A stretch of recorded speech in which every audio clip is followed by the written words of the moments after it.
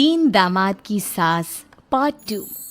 अब तक आपने सुना कि कावेरी जी अपनी तीनों बेटियों ईशा, मोहिनी और सुहाना की शादी 3 घर जमाई लड़कों के साथ करवा देती है। उन्हें लगता है कि ये लड़के शायद घर का कामकाज संभाल लेंगे, लेकिन उनके तीनों घर जमाई बहुत आलसी थे।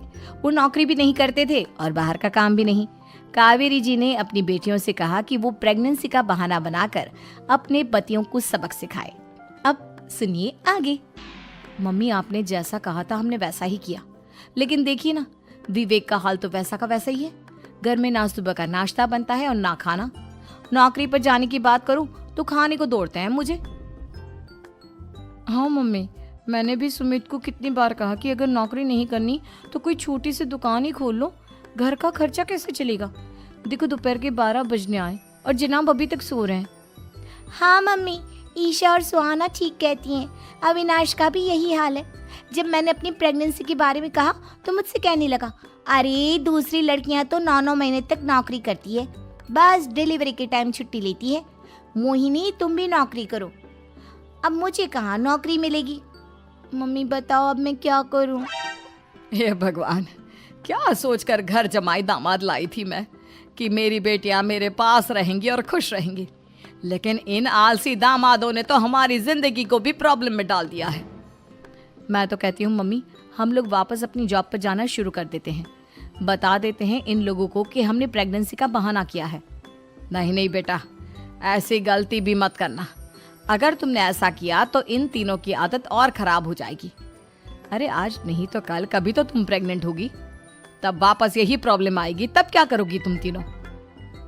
हाँ मम्मी, आपकी बात तो बिल्कुल सही है। इन लोगों को तो सुधारना ही पड़ेगा। लेकिन कैसे? अपने बच्चों के आने की खबर सुनकर भी इन लोगों पर कोई असर नहीं हो रहा।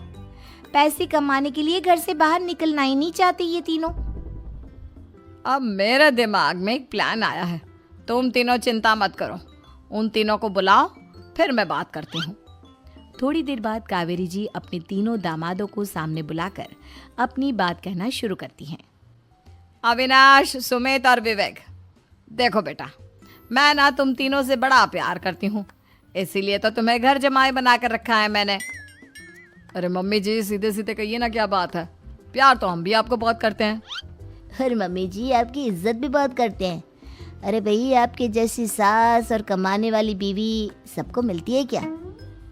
हाँ मम्मी, विवेक और सुमित ठीक कह रहे हैं। आपकी बेटी से शादी करके मेरी तो जिंदगी ही अच्छी हो गई है।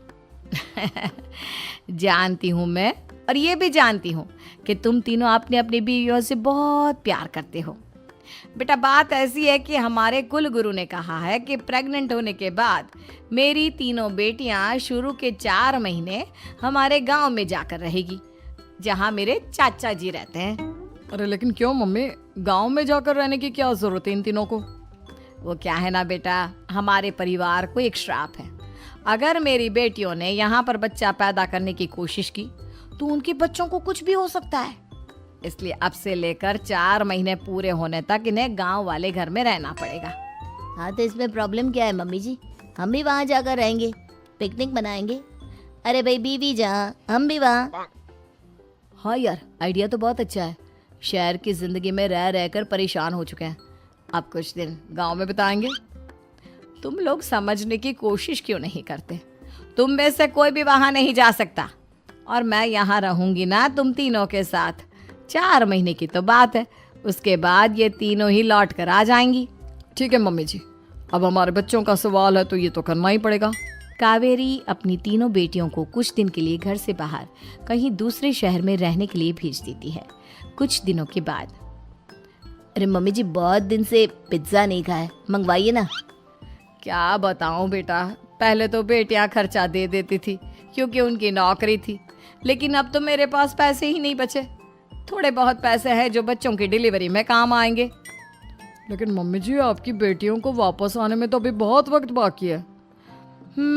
वही सोच सोच कर परेशान हो रही हूँ। सोच रही हूँ कल से दूध भी बंद करवा देती हूँ। अब दूध वाले को देने के लिए पैसे भी तो नहीं है ना। अरे नहीं नहीं मम्मी जी, अगर दूध भी बंद करवा दोगी तो मुझे चाय कहाँ से मिलेगी? और चाय के बिना मैं तो मर ही जाऊंगा। क्या करूं बेटा, इसके अलावा हमारे पास कोई ऑप्शन नहीं है, मेरे पास पैसे ही नहीं बचे। इस तरह कावेरी जी धीरे धीरे अपने तीनों दामादों को पैसे देना बंद कर देती हैं और घर में खाने पीने की चीजें लाना भी बंद कर देती है। अब वो तीनों बुरी तरह से परेशान होने लगे थे और इसलिए एक दिन तीनों प्लान करके घर से बाहर निकलते हैं और बाजार में जाने के बाद, यार अच्छा खाना खाए हुए कितने दिन हो गए, पता नहीं कब अच्छा खाना मिलेगा। हमारी बीवियों के जाने के बाद तो हमारी हालत भिखारियों जैसी हो गई है यार। कुछ भी हो, मुझे तो आज पिज्जा खाना ही खाना है। जेब में 1 रुपया नहीं है और पिज्जा खाएगा, कहाँ से आएंगे पैसे? अरे देख वहाँ सामने बोर्ड पर क्या लिखा हुआ है, कंप्यूटर पर काम करने के लिए एक आदमी की आवश्यकता है। भाई मैं तो जा रहा हूँ, काम करूँगा और शाम तक पैसे लाकर आराम से पिज्जा खाऊंगा। जा जा, तुझे कोई काम नहीं देने वाला, हम तो घर जा रहे हैं। चल भाई सुमित। सुमित और अविनाश वहाँ से चले जाते हैं और विवेक उस कंप्यूटर शॉप पर सारा दिन काम करके 5,000 रुपये कमा कर घर लौट कर आता है और अपने खाने के लिए अच्छी अच्छी चीज़ें भी लेकर आता है। ये देखकर विवेक और सुमित के दिल में भी कुछ पैसे कमाने की इच्छा जागती है। अरे सुबह सुबह कहाँ चल दिए तुम? मम्मी जी एक बहुत अच्छी जगह मिली है, कंप्यूटर पर काम करने के 5,000 मिले थे कल मुझे। अगर रोज काम करूंगा तो पूरे 40,000 की तनख्वाह। अरे वाह, ये तो बहुत अच्छी बात है दामाद जी, आपको जाना ही चाहिए। सुमित और अविनाश विवेक को इस तरह तरक्की करते देखकर परेशान हो जाते हैं और वो दोनों भी काम की तलाश में निकल पड़ते हैं। धीरे धीरे उन दोनों को भी काम मिल जाता है। अब कावेरी के तीनों दामाद छोटी मोटी नौकरी करके अच्छा पैसा कमाने लगे थे। एक दिन कावेरी उन्हें अपने पास बुलाती है। अरे वाह, विवेक 40,000 कमा लेता है, अविनाश 60,000 और सुमित तुम भी 40,000 के आसपास कमा ही लेते हो। कुल मिलाकर तुम अच्छे खासे पैसे कमा रहे हो बेटा। हाँ मम्मी जी, बहुत मजा आता है जब महीने के एंड में मोटी रकम हाथ में आती है। पूछिए मत मम्मी जी, घर में रहकर रोटी बना बना कर और तो जैसा महसूस होने लगा था मुझे तो। हाँ बेटा, तुम तीनों की बात तो बिल्कुल ठीक है और जानते हो अब तुम तीनों की पत्नियां भी वापस लौट कर आने वाली है। लेकिन मम्मी जी अभी तो उन्हें गए सिर्फ 2 महीने हुए हैं, आपने तो कहा था वो 4 महीने के बाद लौट कर आएंगी। ऐसा कुछ नहीं है बेटा, मैं सिर्फ तुम तीनों को सबक सिखाना चाहती थी कि आदमी घर में बैठकर बीवी की कमाई खाता हुआ अच्छा नहीं लगता। इस दुनिया में हर इंसान को मेहनत करनी चाहिए, काम करना चाहिए, चाहे वो औरत हो या आदमी, ताकि अपने परिवार को संभाल सके।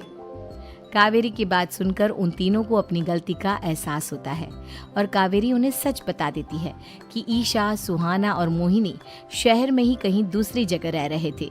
शाम के वक्त उन तीनों की पत्नियां लौट कर आ जाती है और कावेरी जी का परिवार एक खुशहाल परिवार की तरह रहने लगता है।